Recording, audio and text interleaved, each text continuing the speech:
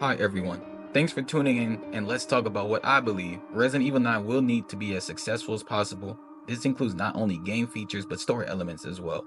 If you enjoy this kind of content, please like and subscribe as we are on the path to 100. Let's continue.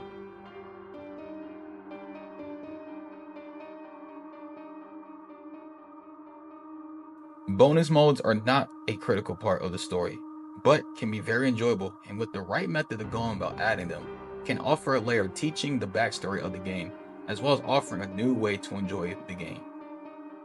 With Resident Evil 2 bonus modes, as well as games like, let's say, Revelations raid modes and Resident Evil 7 Eat Them Must Die modes, we have saw not only many key elements being introduced, but new ways for fans to enjoy the game and keep replaying them for years to come. Although they are not essential for the entity that is Resident Evil, they are very enjoyable. And like I said before, if something is enjoyable, that means the game is replayable. And if a game is replayable, not only will the fans be happy, but the developers as well. So let's go into our very next one.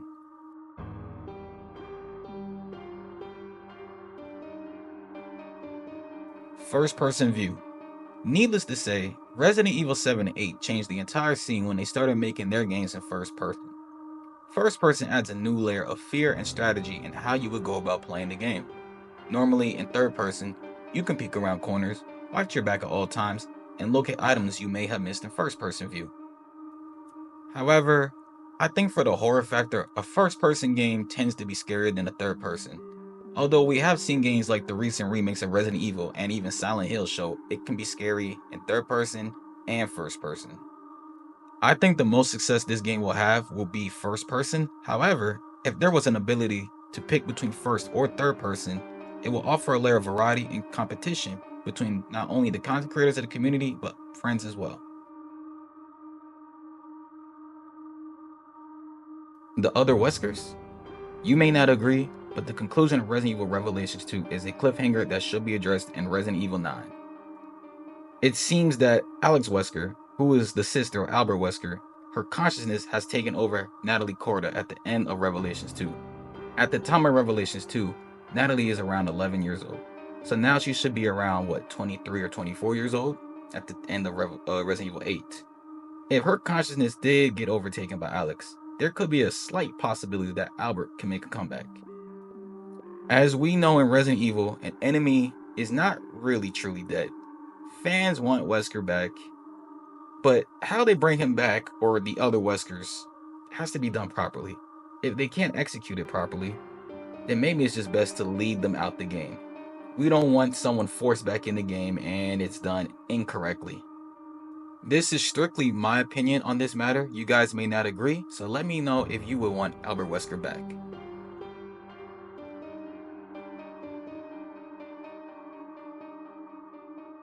Look, we need iconic themes, especially in a Resident Evil game.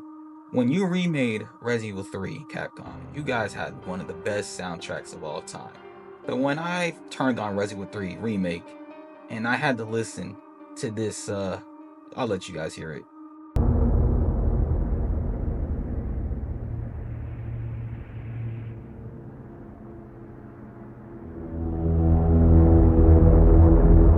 To me, listening to that was like listening to a Dead Space intro. It wasn't Resident Evil like, and it wasn't very iconic.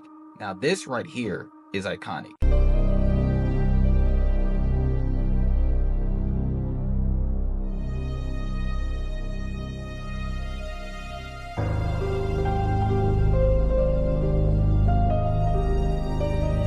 How was the original Resident Evil 3 save room music more fitting than that intro? I don't know.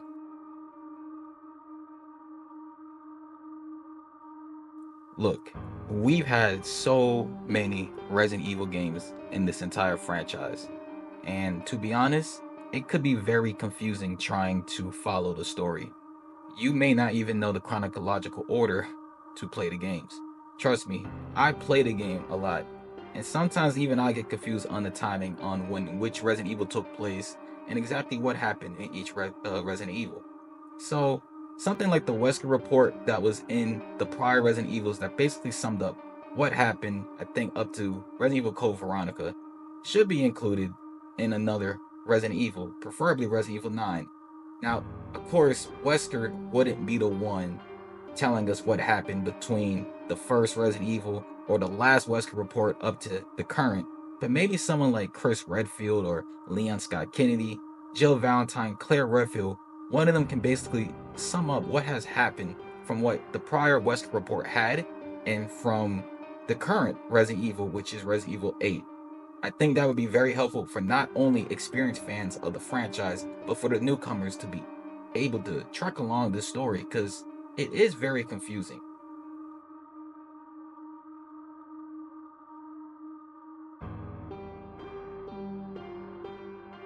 Okay, listen. Some of you may not like Resident Evil 6. At first, I didn't like Resident Evil 6, but over time, I've grown fond to this game. Now, the main thing that I really enjoyed about Resident Evil 6 was the ability to play multiple campaigns. And within those campaigns, there were two characters that you could pick from.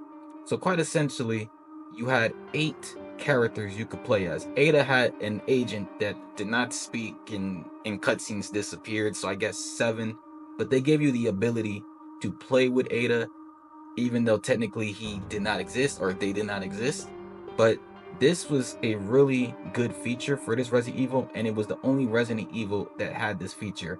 The main reason why this is good is not only does it add a replay value to this game, but it also brings the casuals together, people who may be playing Resident Evil for the first time and want to experience different characters. Now, like I said, some of you may not like Resident Evil 6 due to its story or because of how action packed it was. And trust me, at first I did not like Resident Evil 6, but I enjoyed the story after playing it a little bit, and then I really enjoyed being able to play as different characters. This is really good feature. I don't know if Resident Evil 9 would be able to have a feature like this, but if they're able to have a selection of characters to pick from, as we all know, Leon's going to be in the game. We don't know if Jill Valentine's going to be in the game. Chris Redfield will be in the game. If we can play Resident Evil 9 and they had different stories for each of the characters, we would be able to get so much more out of the game than just playing it as one character. But then again, that's just my opinion. What do you guys think about this?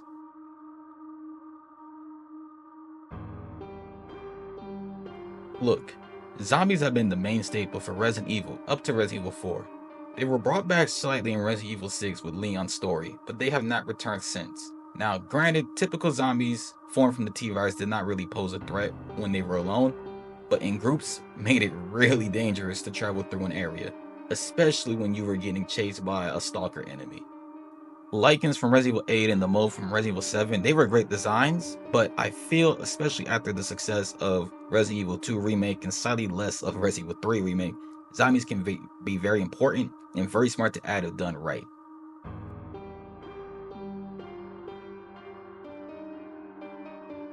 Look, ever since they added Nightmare and Inferno mode to Resident Evil, I feel that the game has not only been more exciting to watch for people who just want to sit back and enjoy watching someone else struggle, suffer, lose some hair because they keep dying over and over and over in the same exact spot because they get killed in one hit. Now, me explaining that, you might be like, now why would you want to add that?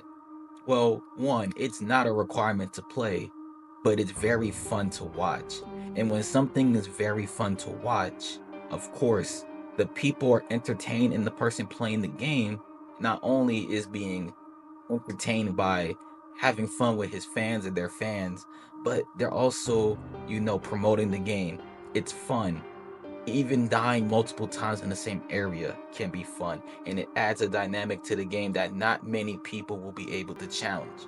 Now, Resident Evil 3 on Inferno is insane, literally, but there are people who have played it and enjoy playing it on that difficulty. Resident Evil 2 on hardcore was insane, but it's very fun to play. Even if you keep dying, it's very fun to keep dying in that setting. And that's why they need to keep adding these difficulties, because they're not required to enjoy the game. But if you take on the challenge, it is very enjoyable and many people love to watch. And very, very important for the success of Resident Evil 9.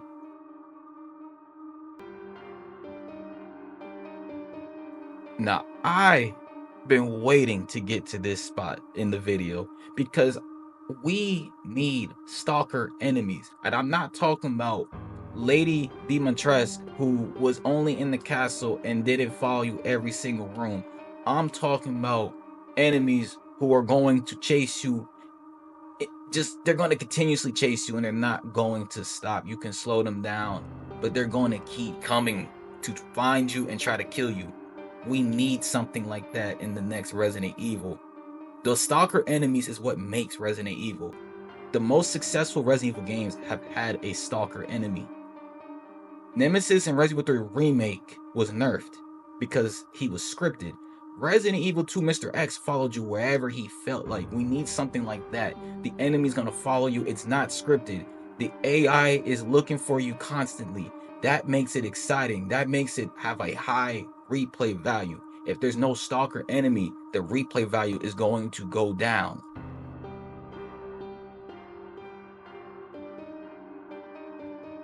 Look, we need an all-time villain in Resident Evil.